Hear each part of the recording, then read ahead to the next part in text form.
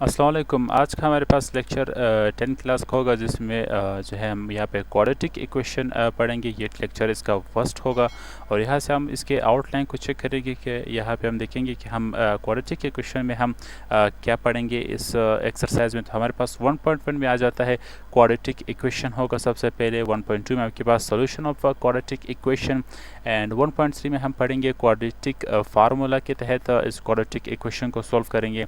1.4 में आपके पास जो है equation reducible to quadratic equation and last जो हमारे पास 1.5 होगा उसमें रेडिकल जो है इक्वेशंस हम पढ़ेंगे।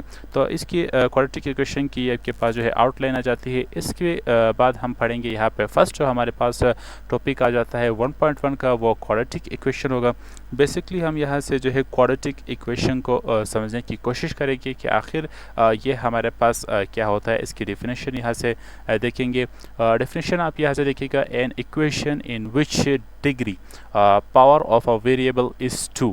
अगर आपके पास कोई भी इक्वेशन हो, उसकी डिग्री या पावर आपके पास हो, पावर जो किसी भी नंबर के ऊपर आ जाता है, जैसे 2 के ऊपर 2, ये आपके पास पावर।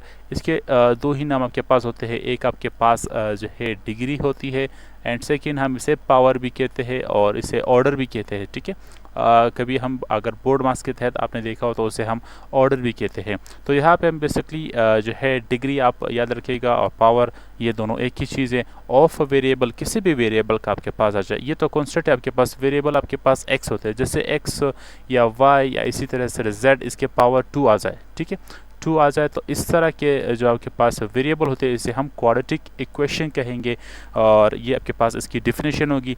अब सेकंड पॉइंट हमारे पास आ जाता है, such equations are also known as second degree equation. कुछ इक्वेशंस हमारे पास ऐसी होती है जिसे हम सेकेंड डिग्री इक्वेशन भी कहते हैं। The name quadratic comes from quad means square.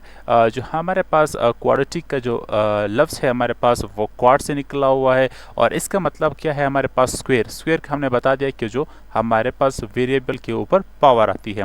और इसके बाद थर्ड पॉइंट है हमारे पास स्टैंडर्ड और जनरल फॉर्म। इसकी जो क्वाड्रेटिक इक्वेशन है वो हमारे पास बेस करती है अपने जो है स्टैंडर्ड या जनरल फॉर्म के तहत। अगर ये जनरल फॉर्म आपके पास ओबे हो रहा है किसी भी इक्वेशन में तो आप इसे जो है क्वाड्रेटिक इक्वेशन कहेंगे। अगर ये जनरल फॉर्म आपके पास नहीं ओबे कर रहा है, उस इक्वेशन में फिट नहीं आ रहा है, तो आप इसे क्वाड्रेटिक इक्वेशन नहीं कह सकते। फिर आपके पास वो लीनियर इक्वेशन की तरफ आपके पास वो इक्वेशन चला जाता है। तो यहाँ पे स्टैंडर्ड एंड जनरल फॉर्म आप याद रखेंगे, ए एक्स का स्क्वायर आपके पास plus b x plus c is equal to 0। यहाँ पे याद रखिएगा जो ए है और बी है और साथ ही आपके पास सी है, ये आपके पास जो है कांस्टेंट है। ठीक है, कांस्टेंट मतलब ये है जो आपके पास फिक्स नंबर नहीं है, कभी टाइम के साथ जो है वो फिक्स नंबर है आपके पास। ये फिक्स नंबर है जो आपके पास 1 2 इस तरह से नंबर आ सकते हैं जो फिक्स है आपके पास। इसे चेंज हम नहीं कर सकते। लेकिन वेरिएबल आप देखेंगे तो आपके पास क्या होगा, एक्स, कभी बी के साथ आपके पास वाई भी आ सकता है। तो इस तरह से वाई आपके पास आ जाए और जो है जेड आ जाए, तो ये भी आप देखेंगे, ये भी आपके पास अल्फ़ाबेट्स है और ये भी अल्फ़ाबेट्स है। लेकिन आप देखिएगा यहाँ से सबसे पहले आपके पास कांस्टेंट आएगा और उसके बाद जो है आपके पास वेरिएबल आएगा। तो कांस्टेंट आपके पास इस फॉर्म के आ सकते हैं, जैसे यहाँ पे एक्स के साथ कोई नंबर नहीं तो यहाँ पे 1 मौजूद है आपके पास। अब बी की जगह पे आपके पास 5 है और सी की जगह आपके पास 3 है। तो यहाँ पे चेक कर सकते हैं आप वेरिएबल को बहुत आसानी से यहाँ से देख सकते हैं कि एक्स आपके पास वेरिएबल है। अब एक्स की जगह पे आप जो भी वैल्यू पुट करेंगे वो यहाँ पे आप अप्लाई कर सकते हैं। तो सेम एज आपके पास जो है कांस्टेंट एंड वेरिएबल आप इसका देखेंगे और साथ ही ये इसका स्टैंडर्ड फॉर्म है, ए एक्स का स्क्वायर या ए एक्स की पावर 2 आपके पास प्लस बी एक्स प्लस सी। तो ये इक्वेशन अगर आपके पास किसी भी इक्वेशन में फिट आ रहा हो तो उसे हम क्वाड्रेटिक इक्वेशन कहेंगे। और यहाँ से where a b c are real number and a जो आपके पास है वो इज़ नॉट इक्वल टू 0। जो ए है आपके पास फर्स्ट, अगर ये आपके पास 0 हो गया तो ये आपके पास लीनियर इक्वेशन की तरफ चला जाएगा, क्योंकि यहाँ पे पावर फिर 1 ही बच जाएगा। तो स्क्वायर हमारे पास क्वाड्रेटिक इक्वेशन की हम पढ़ रहे हैं और यहाँ पे हमें बता भी दी गया है कि आपके पास किसी भी इक्वेशन में अगर स्क्वायर हुआ जिसकी पावर आपके पास डिग्री जो है पावर 2 हो तो उसे हम क्वाड्रेटिक इक्वेशन कहेंगे। तो अगर आप ए को 0 रख देंगे तो आपके पास b x plus c is equal to 0 आ जाएगा, तो ये फॉर्म बचेगा, तो ये आपके पास क्वाड्रेटिक इक्वेशन नहीं कहलाएगा। तो यहाँ पे बता दिया ए बी सी जो है आपके पास सभी रियल नंबर होंगे और साथ में आपके पास जो है ए आपने याद रखना है वो 0 के इक्वल नहीं होगा, बाकी उसमें जो भी नंबर आ जाए वो आप यहाँ पे मेंशन होगा।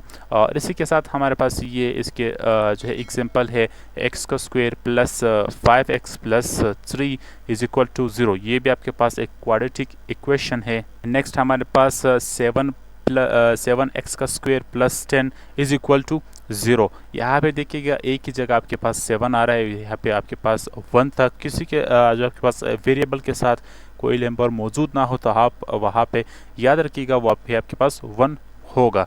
और इसी के साथ यहाँ पे एक ही जगह आपके पास 7 है और यहाँ पे आप देखिएगा b जो है आपके पास वो आपके पास 0 है। अगर इस इक्वेशन को मैं स्टैंडर्ड फॉर्म के साथ फिट करूँगा तो ये आपके पास इस तरह से आएगा 7x का स्क्वायर प्लस आपके पास अब अभी हमारे पास एक वेरिएबल है जिसे मैं फ़र्ज कर लेते हैं 1 है और इसकी सॉरी कांस्टेंट हमारे पास है वो 1 है और इसकी वेरिएबल जो x है वो हमारे पास 0 है प्लस जो है आपके पास 10 आ जाएगा और इज इक्वल टू 0। यहाँ पे आप देख लीजिए हमारे पास जो है b की वैल्यू यहाँ पे मौजूद नहीं है तो b की वैल्यू इस तरह से आपके पास आती है। अगर ऐसे आप सोल्व करेंगे तो आपके पास क्या होगा 7x का स्क्वायर आ जाएगा और यहाँ पे प्लस आएगा आपके पास 1 को अगर आप 0 से मल्टीप्लाई करेंगे तो आपके पास क्या आएगा 0 आ जाएगा प्लस 10 आ जाएगा और इज इक्वल टू 0। और अगर आप थोड़ा सा इसे और सोल्व करेंगे तो आपके पास ये जो है इस फॉर्म में आ जाएगा। आप यहाँ से चेक करिएगा 7x का स्क्वायर ये 0 तो आपके पास लिखने की ज़रूरत नहीं है तो प्लस 10 आ जाएगा और इज इक्वल टू 0। तो ये देखिए आपके पास यहाँ पे bx जो है वो आपके पास 1 इंटू 0 या 0 इंटू 1 के वैल्यू के इक्वल होता है। इसी वजह से हम ये पॉइंट यहाँ पे नहीं लिखते हैं। तो ये आपके पास क्या कह रहे are the example of a quadratic equation. इस फॉर्म के तहत आपके पास जो है क्वाड्रेटिक इक्वेशन आएगी और यहाँ से आप इसके नोट भी चेक करेंगे। नोट में हमें बताया गया है कि अगर आपके पास जो है इन क्वाड्रेटिक इक्वेशन आपके पास क्या है ax का square plus bx plus c is equal to 0। ये आपके पास standard and general form quadratic equation का। अगर इसमें आपके पास जो है ये आपके पास a है जो आपके पास कांस्टेंट है, अगर ये आपके पास 0 के इक्वल आ जाए तो हम इसे क्या कहेंगे लीनियर इक्वेशन कहेंगे। लीनियर इक्वेशन में आप याद रखिएगा जिसमें आपके पास जो डिग्री होती है और पावर होता है वो आपके पास 1 होगा। जो पावर और जो डिग्री है हमारे पास अगर वो इस तरह के स्टैंडर्ड फॉर्म में ऐसा से इक्वेशन में 1 आ जाए तो इसे हम जो है लीनियर इक्वेशन कहेंगे। और सेम यहाँ पे भी है, अगर आप यहाँ पे एक ही जगह पे जो है 0 पुट करेंगे तो 0 मल्टीप्लाई बाई x तो ये आपके पास जब सभी जो पॉइंट है ये आपके पास 0 के इक्वल आ जाएगा। bx plus c is equal to 0 आ जाएगा। तो यहाँ पे आप चेक करेंगे ये यहाँ पे पावर हमारे पास 1 बच जाएगा, पावर 2 जो है वो हमारे पास ख़त्म हो चुका है। तो इसी वजह से हम इसे क्या कहेंगे 1 डिग्री जो हमारे पास इक्वेशन या लीनियर इक्वेशन कहेंगे। तो आपने याद रखना है जो क्वाड्रेटिक इक्वेशन के लिए आपके पास है वो a आपके पास 0 के इक्वल नहीं होगा। अगर आपके पास लीनियर की जो है आपके पास क्वेश्चन करे तो लीनियर का आपके बता दे कि आपके पास अगर a इज इक्वल टू 0 हो जाए स्टैंडर्ड फॉर्म में क्वाड्रेटिक इक्वेशन में तब हम इसे क्या कहेंगे लीनियर इक्वेशन कहेंगे। और साथ ही आपके पास आगे बताया गया where is as if b is equal to 0। अगर आपके पास ये पॉइंट bx जो है वो आपके पास 0 हो जाए then it will be become pure linear equation. तब वो हमारे पास क्या बचेगा प्योर लीनियर इक्वेशन बनेगा। वो फॉर्म हमारे पास इस तरह से होगी ax का square plus c is equal to 0, क्योंकि यहाँ पे ये bx जो है वो हमारे पास 0 के इक्वल आ जाएगा। इसे आप bx के साथ 0 मल्टीप्लाई करेंगे तो आपके पास 0 फॉर्म आएगी और इसे हम यहाँ पे लिखते नहीं है। तो यहाँ तक आपके पास कोई भी मसला ना होगा डिफिनेशन के तहत। इसके बाद हमारे पास सोल्यूशन ऑफ क्वाड्रेटिक इक्वेशन। अब सोल्यूशन ऑफ क्वाड्रेटिक इक्वेशन आपके पास आ जाती है कि हम इसकी सोल्यूशन ऑफ क्वाड्रेटिक इक्वेशन किस तरह से करेंगे। तो इसके लिए आप यहाँ पे चेक करिएगा solution of quadratic equation means to find the value of variable which satisfy a given equation.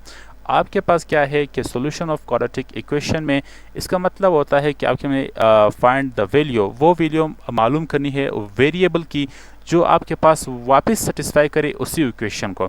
आप किस तरह से सेटिस्फाई करें, किस तरह से हम उसके वैल्यू जो है वेरिएबल्स के हम ढूंढेंगे तो वो आपके लिए थोड़ा सा नेक्स्ट लेक्चर में हम उसे डिस्कस करेंगे किस तरह से आप क्वाड्रेटिक इक्वेशन को जो है आप सोल्व करेंगे। अब हमारे पास solution set of quadratic equation can be found by the following 2 methods. अब क्वाड्रेटिक इक्वेशन को हम जो है यहाँ पे 2 ही मेथड से हम इसे सोल्व करने की कोशिश करेंगे और फाउंड करेंगे जिसमें हम वेरिएबल की वैल्यू निकाल सकते हैं। तो सबसे पहले हमारे पास आता है जो फैक्टराइजेशन होगा और सेकंड हमारे पास जो है जो आपके पास कंप्लीटिंग स्क्वायर आपके पास होगा। तो इन दो तरीक़ों से जो है हम यहाँ पे सॉल्यूशन ऑफ क्वाड्रेटिक इक्वेशन करेंगे। अब इन दो तरीक़ों में नेक्स्ट लेक्चर में, लेक्चर नंबर 2 में जो हम देखेंगे वो फैक्टराइजेशन मेथड होगा।